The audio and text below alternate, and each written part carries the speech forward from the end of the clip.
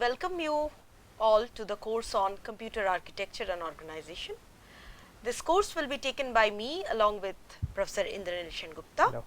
So, this course basically will give you an idea of the course computer architecture and organization. So, in this course we will be talking about the evolution of computers, how computers have evolved over the years and where we stand today. How the improvements have taken place over the years, we will see into that. How a computer actually works. Inside, when we say that computer is performing so many tasks, how exactly it is performing that task. We will be looking into all those details in this particular course.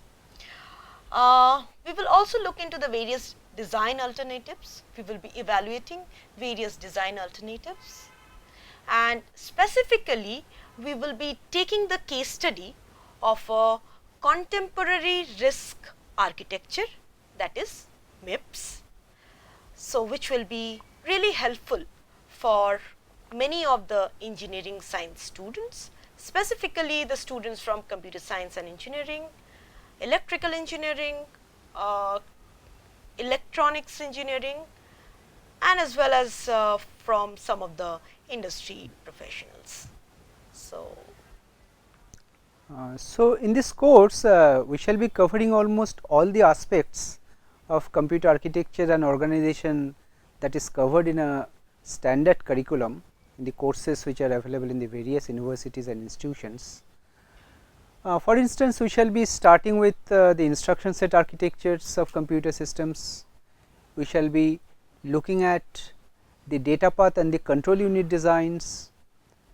We shall be looking at the design of memory systems, design of arithmetic and logic circuits, both for integer unit and the floating point units.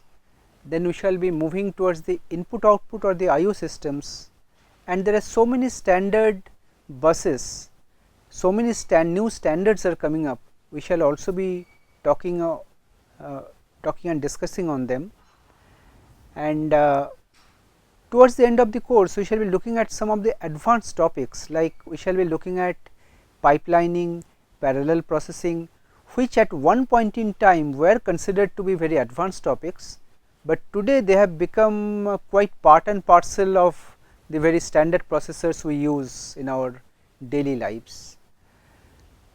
Now, in this course one thing is definitely true, that learning computer architecture and organization is important not only to the hardware engineers who are into design, but in today's scenario even a software programmer, a person who is writing computer programs, a person who is writing compilers for example, they can be a better programmer if they know how computers work internally. Okay. So, learning this subject is very important not only for the students, and as Dr. Datta has mentioned, also for the practicing engineers who possibly are into the software industry, they are into programming. So, this course will also be useful for them.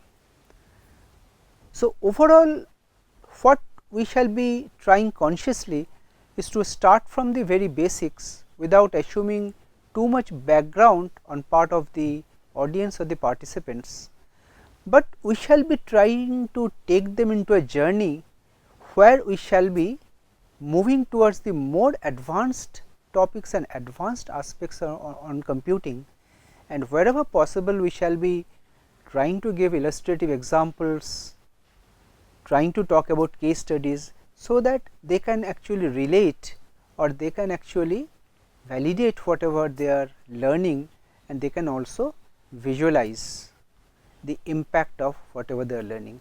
And one thing I would like to also emphasize, the way we shall be handling this course means we will be following some kind of a quantitative design philosophy, that we shall be trying to justify something, why we are doing this, what is the purpose and what is the justification of doing this.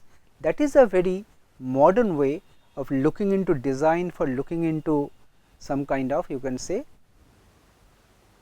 implementing a system so as to meet some design goals or performance guidelines.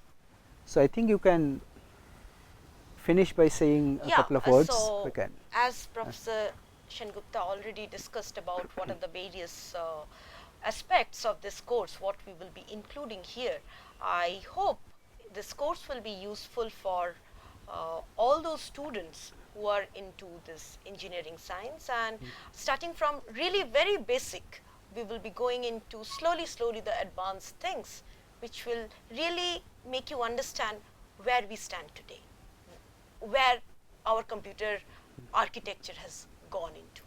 So I guess this course will be really useful, and come and join this course. And I believe you can also tell them about the main textbooks that we will be following.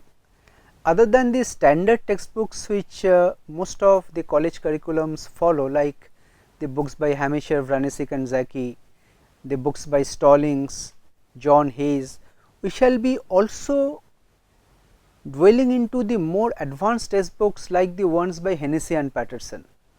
So, the list of all the textbooks and other study materials will be uploaded on our course website. We would be providing you with some assignments on a weekly basis, and we are sure that this will be a very rewarding experience, not only for you, but with your feedback it will also help us in improving the quality of this course for future runs. Thank you so much. Thank you.